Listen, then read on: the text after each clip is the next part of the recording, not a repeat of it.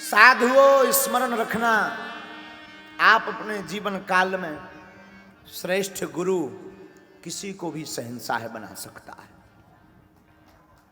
किसी को भी अच्छा और सच्चा गुरु किसी को भी राजा बना सकता है। ये जीवन में याद रखना। गुरु के बिना जिंदगी बहुत अधूरी है, बहुत नहीं, शून्य है। आपको लग रहा होगा पता नहीं कि आप गुरु के ऊपर क्यों तुले हैं। हम आपको सच बता रहे हैं, गुरु के ऊपर तुले नहीं। किसका अनुभव हम क्या आपको बता दें ये तो खबर नहीं, निज जिंदगी का बता रहे हैं। मुझे कौन पूछता था तेरी बंदगी से पहले, मैं खुद को ढूंढता था तेरी बंदगी से। हमारे स्वयं के जीवन काल में जो गुरु ने कृपा की ना, उसका प्रत्यक्ष प्रमाण है। इसलिए मेरे साधुओं, गुरु को पकड़ो, गुरु की आज्ञा का पालन करो।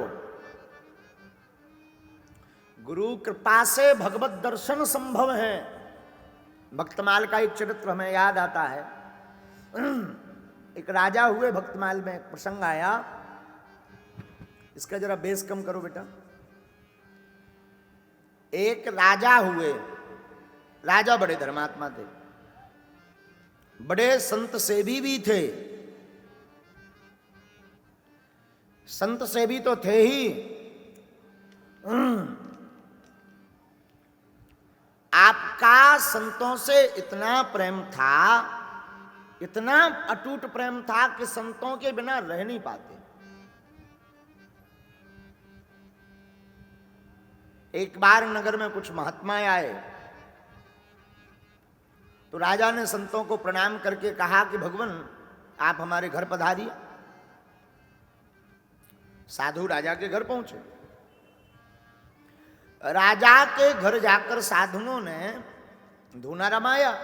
महात्मा तो धूनी वाले थे, तो धूना रमाया, वही अपनी साधुओं की जो रहनी होती है उस भाव में रहना शुरू किया।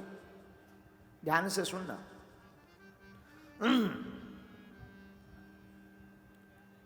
एक दिन राजा ने गौर से देखा कि महात्मा तो बहुत पहुंचे हैं, इनसे दीक्षा ले लेनी चाहिए। मंत्र दीक्षा ले ली। मंत्र दीक्षा लेकर प्रणाम किया तो साधुओं ने कहा कि देखो भाई अब तो हम चलेंगे। राजा रोने लगा बेचारा कि भगवान अगर आप जाएंगे तो हम रह नहीं पाएंगे। हमारा चित्त आप में लग गया, हमारा मन आप में लग गया, अब आप हमें छोड़कर मत जाओ। साधुओं ने अपनी भाषा में कहा देखो भाई, चलता जोगी बहता पानी ठीक रहता है। साधु को ज्यादा देर एक स्थान पर नहीं टिकना चाहिए। साधु क्या, किसी को भी ज्यादा देर तक एक स्थान पर टिकने से दोष प्रकट हो जाते हैं। पानी का भराव एक जगह हो जाए तो पानी में कीड़ा पड़ जाते हैं। हाँ जी या ना जी बोलो, भर जाता ना।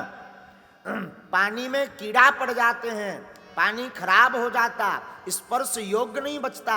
उसी प्रकार जिंदगी में भी एक जगह ठहर जाओगे तो छूने योग्य नहीं बचोगे। सदा चलते रहोगे, चरे बेती सदैव चलते रहोगे तो लक्ष्य को भी पा जाओगे और प्रभु को भी पा जाओगे। अच्छा, चलने का मतलब ये नहीं है कि तुमने सुबह से थैला उठाया, कलेऊ डाला और चल पड़े, सुबह से शाम तक चलते ही रहो। ना ना, चलने का मतलब है जिंदगी में एक लक्ष्य पहले केंद्रित करो, उस लक्ष्य को पाने के लिए निरंतर प्रयास करते रहो, यही चलना है। यात्रा भी दो प्रकार की होती है, एक अंतरंग, एक वाहिक। अंतर मन से भी चला जा सकता है, वाहिक जगत से पैरों से। याद रखना, वाहिक जगत की यात्रा में पैरों से अथवा वाहन का उपयोग करते हैं, अंतर मन की यात्रा में मन का उपयोग करते हैं। मन होता है साधन, ईश्वर होते हैं साध्य। और भक्त को अगर परमात्मा को पाना है तो मन रूपी साधन से परमात्मा रूपी साध्य को पाया जा सकता है। राजा बड़ा धर्मनिष्ठ राजा, बड़ा धर्मात्मा राजा। गुरुदेव आप अगर जाएंगे तो हमारे प्राण निकल जाएंगे।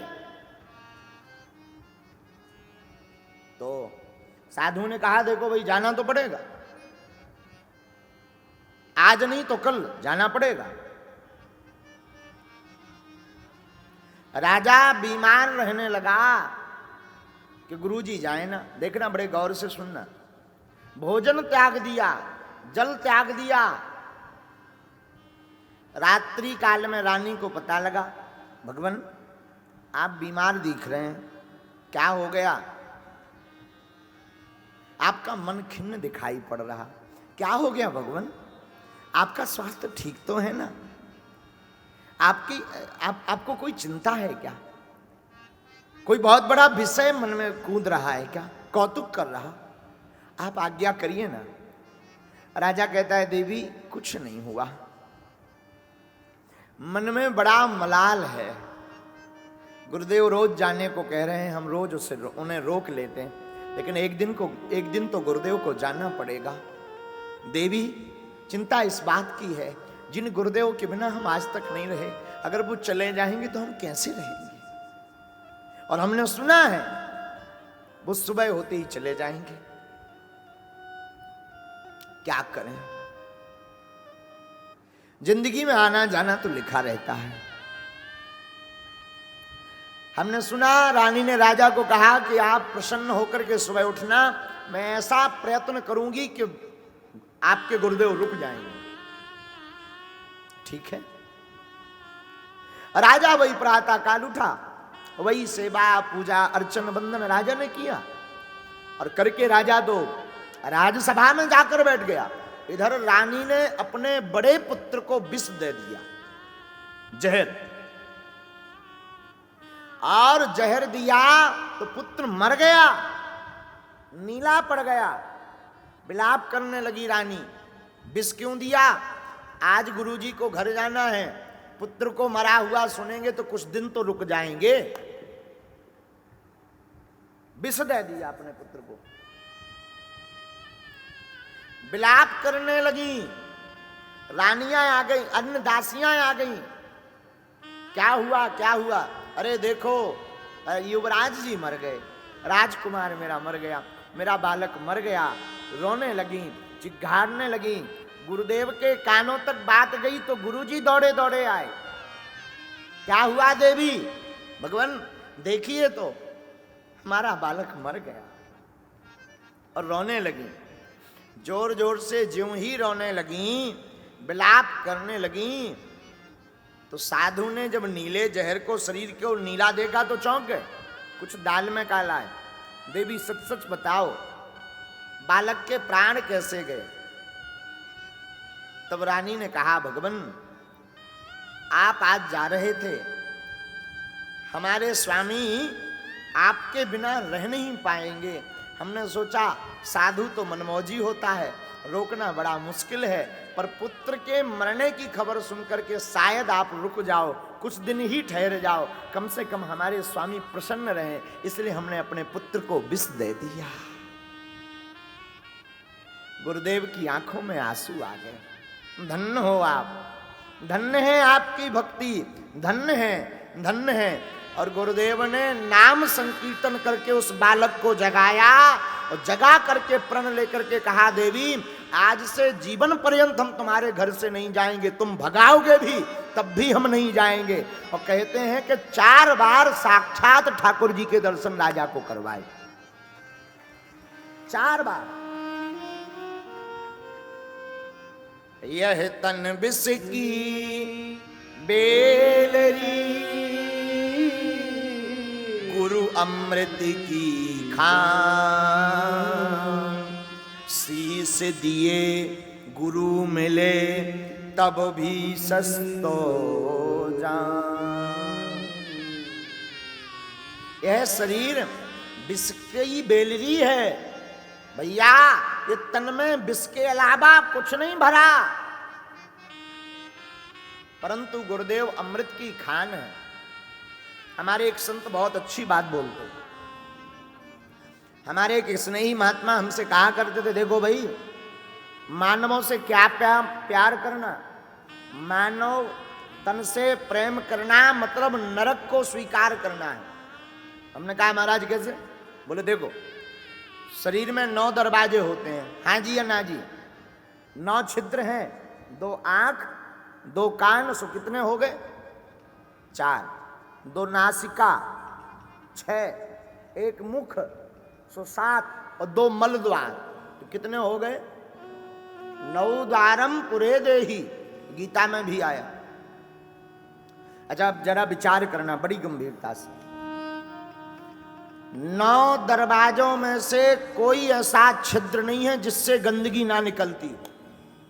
आंखों में सुबह से कीचड़, नासिका से भी नरक, कानों से भी गंदगी निकलती। प्रातः काल दातुन ना करो, मंजन ब्रश ना करो तो मुख के पास में कोई बैठ नहीं सकता, और मल द्वार से तो मल निकलता ही है। ऊपर से जरूर ये तन अच्छा लगता, अंदर इसमें एकदम नरक भरा हुआ। मेरे पागलो, नरक से ही प्रेम करना है तो तुम स्वर्ग की क्यों अपेक्षा करते हो? और बहुत से लोग इसी तन के पीछे पड़े रहते, तन से ही प्रीति करते। साधुओं, तन से प्रीति करने का मतलब है नरक को स्वीकार करना।